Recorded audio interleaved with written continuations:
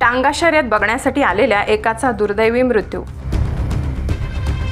इगतपुरी तालुक्यातील मुंढेगाव येथील टांगा शर्यतीत बाजूला उभे राहून शर्यत पाहणाऱ्या शर्यत शौकीन व्यक्तीचा टांगा अंगावर आल्याने दुर्दैवी मृत्यू झाला।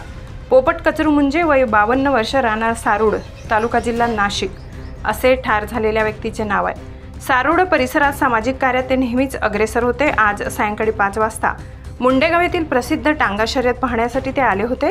बाजूला उभे राहून शर्यत पाहत असताना भरधाव टांगा अचानक त्यांच्या अंगावर आला। यावेळी त्यांच्या डोक्यात व उजव्या कानावर जबर मार लागून ते ठार झाले।